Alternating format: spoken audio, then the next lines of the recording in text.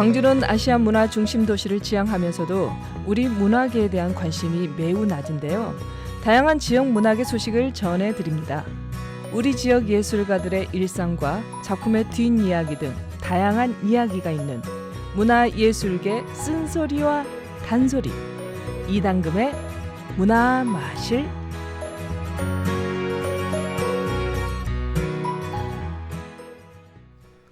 네, 계절의 여왕이라 불리는 5월은 정말 나들이 하기에 좋습니다. 그런데 요즘 이 코로나19로 인해서 많은 분들이 나들이보다는 공연장과 전시장을 찾는 분들이 많아지고 있는데요. 광주의 5월은 정말 야외 공연이 비교적 풍성합니다. 자, 지난해는 코로나19로 대부분이 취소됐었습니다만 다행히 올해는 사회적 거리두기와 방역 수칙을 철저히 지키면서 크고 작은 공연이 우리 시민들을 기다리고 있습니다. 이당금 푸른 연극마을 대표와 함께 5.18의 위대한 역사를 풀어낸 예술 공연들 한번 오늘은 만나보겠습니다. 이당금 대표님 나오셨습니다. 어서 오십시오. 안녕하세요. 네. 잘 지내셨죠? 예, 잘 지냈습니다. 네. 지금 5.18 전야제 준비하시느라 꽤 바쁘시죠? 네, 다음 주라서 그러니까요. 사실 며칠 안 막바지 남아가지고. 준비. 네, 예. 그렇습니다. 자, 지난해 이제 코로나19 때문에 대부분의 공연이 취소되었지 않습니까? 네. 다행히 올해는 이제 사회적 거리두기 또 방역 수칙 철저히 지키면서 크고 작은 공연들이 열리고 있다는데 한번 정리해 주시겠습니까? 혹시 5월달 어디 다녀오셨나요? 가정의 달인데. 가정에만 충실하고 있습니다. 그렇습니까? 예. 사실은 그동안 좀 많이 답답해가지고 공연장이라든 전시장을 찾는 예. 그 가족들이 많으시더라고요. 예. 저도 가보니까 보기 좋았고 예. 또 이 추세가 그냥 쭉 갔으면 싶다라는 좀 그러게요. 생각이 드는데 그러다 보니까 제가 뭐 전시장, 그다음에 공연장 뭐 계속 공연들은 올라가더라고요. 물론 대극장에서. 네. 소극장은 여전히 문이 닫혀 있는 상황이고 대극장에서 빛고울 뭐 시민문화관이라든지 ACC 문화전당이라든지 네. 뭐 시립미술관이라든지 갤러리 이렇게 큰 갤러리에서는 전시들이 이루어지고 있어서 네. 굉장히 좋은 나들이하기 좋은 계절인 것 같았고요. 그 최근에 제 전시가 끝나긴 했어요. 비엔날레 제 13회 비엔날레가 예. 작년에 코로나 때문에 음. 2번 연기가 되고 지난 3월부터 시작해가지고 4월 그리고 5월 9일 날 마무리가 됐습니다. 근데 이제 좀 끝나긴 했지만 작품이 좀 주목할 만한 또 그리고 또 지역 사회하고 연계하는데 굉장히 네. 좋은 이번에 어떤 환경을 가지고 있지 않았나라는 생각이 들어서 작품 얘기를 좀 하고 싶다라는 좀 생각이 들어서 몇 년 전부터 이제 비엔날레가 지역관 등을 운영하면서 그 지역에 있는 지역민들 지금은 이제 외국에서 작가들이 올 수가 없잖아요. 그렇죠. 코로나 때문에. 많은 또 전국에서 관람객들이 없기 때문에 지역민들이 자연스럽게 공연장을 그 다가설 수 있는 동선을 만들어놨다는 점이 굉장히 좀 주목할 만한 상황이었던 것 같아요. 자, 이 광주 비엔날레 이제 말씀하셨으니까요. 우리 지역의 이상호 작가의 일제를 빛낸 네. 사람들이 이슈가 꽤 됐습니다. 어떤 그렇죠. 작품이었고 왜 이슈가 됐는지 한번 짚어주시죠. 저 작품 예, 제목만 지금 유튜브를 통해서 나오고 있는데요. 네, 그렇죠. 이 작품 제목만 보면은 일제를 빛낸 사람이라고 하니까 뭔가를 빛냈다라는 것은 우리한테는 굉장히 영광스러운 그 상황들이잖아요. 역설적인 그런 제목 같습니다. 그렇죠. 이 국제 비엔날레인 만큼 외국 작가들의 작품도 엄청나게 많았지만 그 국내 작가 중에서도 이상호 작가, 특히 우리 지역의 작가분이 일제를 빛낸 사람들이라는 제목으로 저렇게 큰 작품을 그려냈기 때문에 많은 주목을 받았던 것 같아요. 예, 박정희 대통령 기념재단에서 이 작품 당장 철거해라 이런 공문까지도 공식적으로 보내왔는데 왜 그랬을까요? 그걸 소개해 주셔야 됩니다. 왜 그랬는지요? 이 작품 좀 소개 좀 해주십시오. 박정희 대통령께서 뭔가를 빛냈으니까 빛낸 사람들의 딱하니 가운데 있는데 왜 처리하라고 했을까요? 그러니까요. 그 답을 좀 말씀해 주십시오. 사실 그 일제를 빛낸 사람들이라는 그 92명의 인물들이 일제를 빛냈던 92명의 인물들의 그 초상화를 이상호 작가님이 일일이 다 뭐 자료라든지 그림 자료라든지 그런 자료들을 찾아가지고 그림을 그리셨는데 그 포승줄만 없다고 하면은 사실은 정말 빛낸 사람들 최고의 어떤 그런 영광을 가졌던 그런 상황에서 그림을 그려냈는데 이 박정희 기념관에서 대통령 기념관에서 당신들의 우상 그러니까 기념재단에서 기념을 하고 있는 대통령을 포승줄을 채웠으니 이것은 작가 작품이 아니다. 당장 내려라. 그렇게 요구를 한 거죠. 근데 이거 사실 좀 아이러니하지 않습니까? 그래서 어떤 그 칼럼에 보면은 이런 말을 하신 분이 있더라고. 이런 글을 쓰셨더라고요. 박정희의 포승줄을 푸는 일은 너희들이 그 그림 앞에서 1시간만이라도 무릎을 꿇는다면 바로 그 포승줄이 풀어질 것이다. 라는 이 사설을 쓰신 분이 계셔요. 예. 그 문장이 굉장히 와 닿는 문장이고 사실은 예. 지금 역사에 예. 반성을 해야 되는 그 시기에 내려달라고 아니라 정말 왜 그림을 그렇게 그렸을까라고 다시 한번 광주를 찾아와서 1시간만이라도 그 그림 앞에 서 있었다면 포승줄은 풀어지지 않았을까라는 그 정도 양식이 있었으면 과연 이 공문을 보낼 수 있었을까도 싶습니다. 또 대표님. 그러니까 지금 비엔날레가 사실은 이상우 작가님 그 전에도 그런 그 홍성담 작가의 문제가 있었지 않습니까? 세월 5월 세월 5월 걸게 그 그림을 내려라. 근데 사실 윤장현 시장 시절에 내렸죠. 그땐 정말 좀 안타깝죠. 비판을 꽤 사실은 많이 받았습니다. 작가의 그런 창의적인 자유적인 그런 모습들이 어떤 행정이라든지 그 정부에 의해서 박근혜 정권 당시였지 않습니까? 그럴 수밖에 없는 상황이어서 사실 예술계라든지 굉장히 큰 충격이었죠. 그런데 이번 같은 경우에는 굴하지 않고 당연히 떳떳하게 뭐 자랑스럽게 걸린 작품이라고 저는. 자, 광주 비엔날레가 이제 끝난 이후에 이 작품 그러니까 일제를 빛낸 사람들 이 작품 민족문제연구소 식민지 역사박물관에 전시될 예정이라고 제가 알고 있습니다.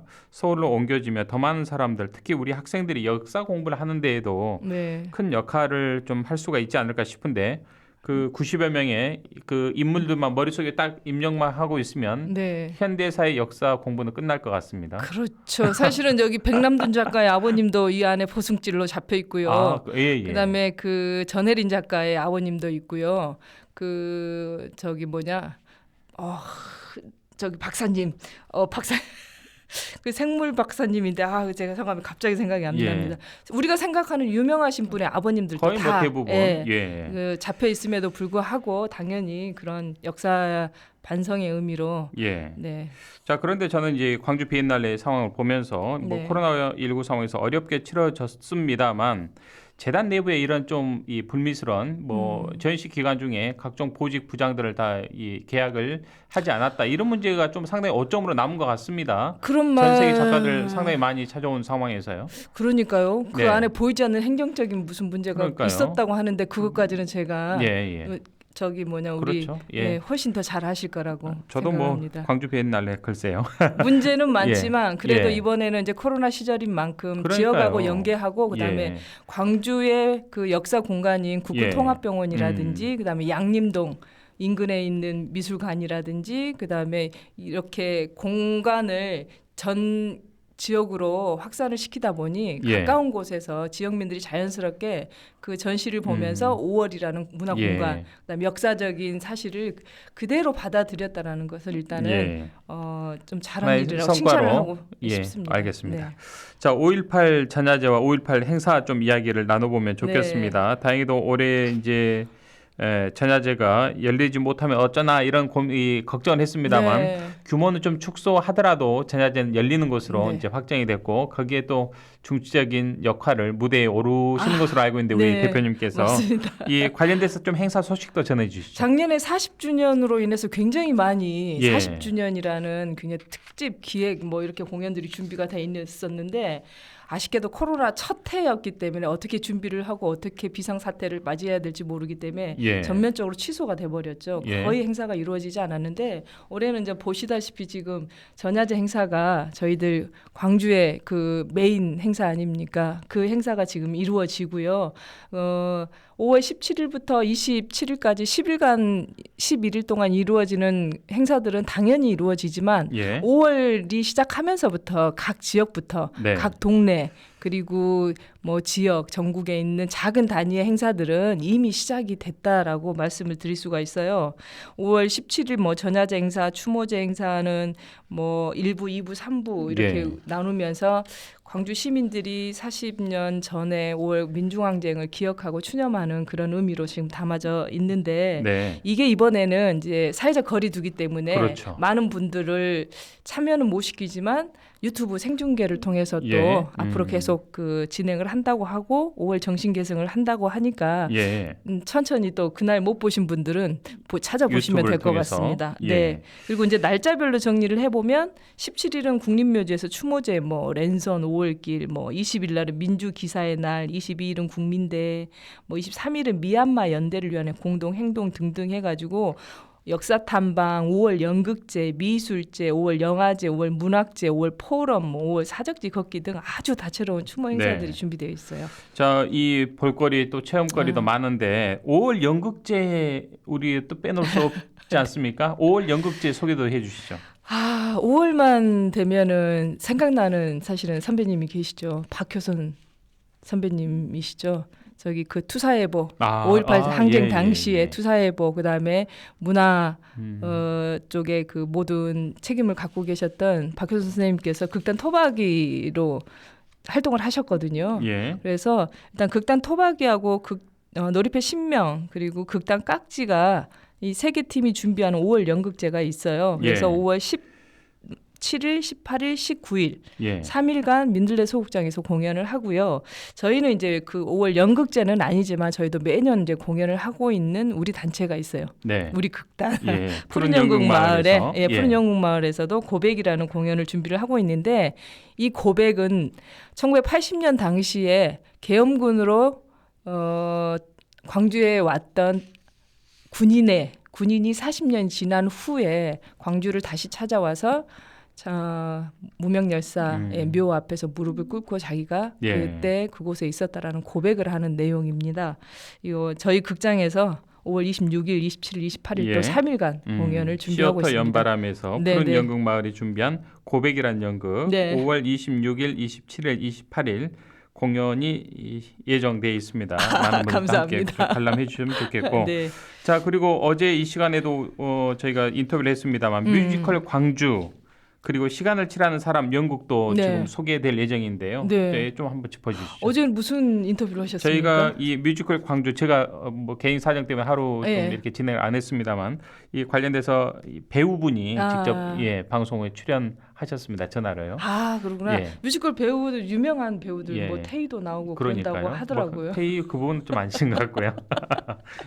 얼른 소개해 주시죠. 시간이 좀 많지 않습니다. 뮤지컬 광주는 5월 민중항쟁 40주년을 기념해서 사실 2039년 정도부터 기획을 해가지고 2020년, 2021년까지 뭐 이렇게 쭉 가는 초대형 뮤지컬이고 예산이 자그마치 수십억에 달하는 국내 뭐 이름만 대면 아는 그런 배우들이 출연하니까요. 인기가 꽤 있는 것 같습니다. 이름 몇 명밖에 모르겠던데요.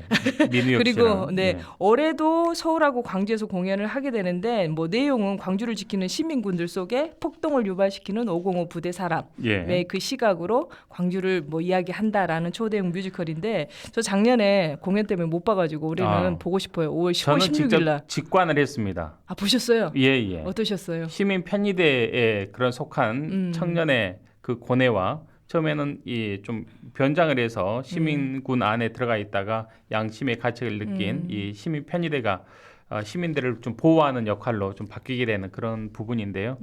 그 배우가 상당히 이 극을 연극을 하면서 광주하고 인연은 없었는데 상당히 광주 참상을 많이 배웠다라는 그런 후일담을 들었습니다. 네, 그렇군요.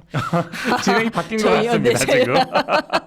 네, 괜찮습니다. 지금 두 번째 소개할 연극은 또 시간을 칠하는 사람이라는 그 공연인데 이거는 이제 문화전당에서 공연을 합니다. 2018년도에 창작 스토리 콘텐츠 개발 프로젝트로 그 선정이 돼가지고 쇼케이스라든지 시범 공연, 본경 공연으로 해서 올해 공연을 하는데 사실 이 중에서 제가 조금 쓴소리 한마디 하고 마무리하도록 할게요. 간단하게 좀 해주시죠. 수십억의 돈을 들여서 뮤지컬이라든지 이런 공연들을 만들려면 사실은 앞으로 그 기간 동안만 하는 게 아니라 향후에 계속 이어져야 될 콘텐츠로 만들어져야 되는데 사실은 단기 프로젝트 또는 3년이라든지 외부 제작자라든지 배우들로 이루어지다 보니까 광주에서 정체성을 가지고 계속 공연화되지 못하는 거. 사실 그 수십억의 돈을 지역의 극단 단체한테 주면은 계속 앞으로 오랫동안 공연을 만들 수 있는 계기가 됐을 건데 하는 쓴소리 한번 해보겠습니다. 알겠습니다.